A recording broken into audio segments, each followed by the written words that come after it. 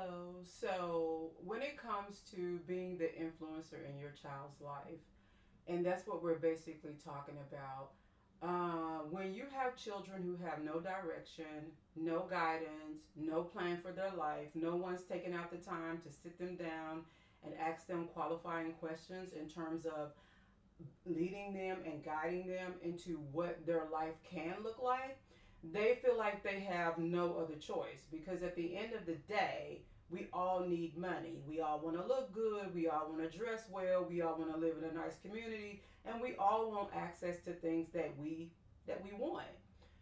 The only way you're going to get that is that you have money. And even though you don't have money as a kid, what you can do is if you show them that life that they can have, what that will do is it will get them to thinking about not just today, but how do I create the future that I desire for myself. And a lot of times when it comes to children that live in low income areas, the inner city, even if it's a rural area, which they don't normally get in gangs in rural areas, but I really can't say that because they're doing stuff all over the place now. The bottom line is you have to be their safety net. You have to be their influencer. You have to be the one to help them prevent making those choices. The way you do that, you set them down, you get a notebook, you make a plan for their life. You show them that life is possible to the highest degree from where they are right now, because the only difference between those who have and those who do not have is education and opportunity. Now, we're short on the opportunity part. How do we make up for that? Education. Education makes up for the part where we don't have all these big opportunities. Okay?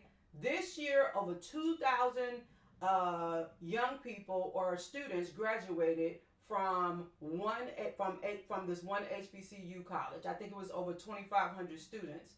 That is the dividing line. Education. I don't care if you go to tech school. I don't care if you do an apprenticeship or formal education at a community or four-year college. Sit your children down. Help them create a plan for their life. Here's three things that I highly recommend. Number one, do a college visit. I don't care if you don't know anything about enrolling in college, that's what you're going for. They get paid to help you enroll. They will walk you through the whole entire process. I've helped tons of people who were afraid to take that first step. You can definitely reach out to me, but please don't be scared to do better.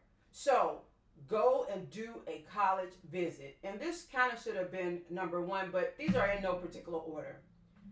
Find you some mentors. When I say mentors, you don't have to have a physical mentor, which you do have to have that. But find some black people who are successful, whose life you can pattern yourself after. I don't know what it is about people that they feel like they have to do everything themselves. You're not going to do anything by yourself. Either you're gonna hire people to help you, or you're gonna lead, or someone's gonna have to help you at some point.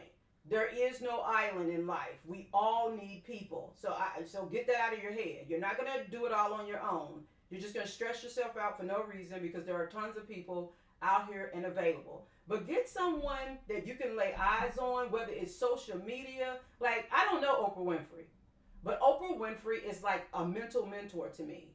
I look at her life and say, okay, Oprah did and this.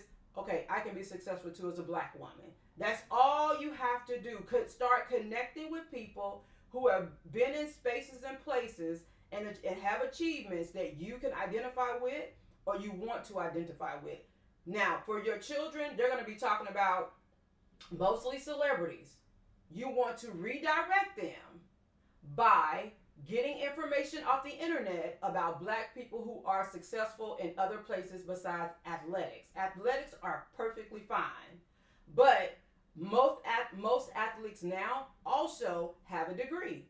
Okay, so at the end of the day, education is going to be the thing that gets you next level. So the third thing is I did mentor, I did something else, I did college visits, I did mentor. Actually write out a plan. Literally, guys, literally get a notebook and start writing out a plan and get their input. Is their life.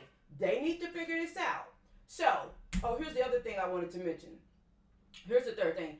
Do community visits. What I mean by that is, one of the things I did with my grandchildren, I always took them to the best parts of town. Always. Always. If you live in St. Louis, there's a ton of places. You got Chesterfield, you got the Baldwin area, you got St. Charles, you have Blackjack. Like, you have places where there are these big, nice homes, right? Take them to places like that and remind them we are not afraid of excelling. We are not afraid of having communities like this. Take a trip to Georgia, to Atlanta, Georgia. They talk about it all the time, but if you go to the right spaces in Atlanta, Georgia, your child will be influenced, because there are tons of black people in Atlanta who got it going on, and they are not in the streets. They are CEOs, they are business owners, real estate brokers, all the things. Tons of HBCUs in Atlanta. So that's your homework. As a parent, you're just not raising kids. They just don't live in your house. You have to help them plan out, plot out their future. You have to help them map it out. You got to give them a visual. You got to give them a plan. You got to help them.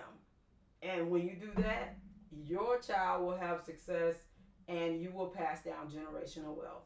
All right, that's it for the Conscious Coach today. Have an amazing day.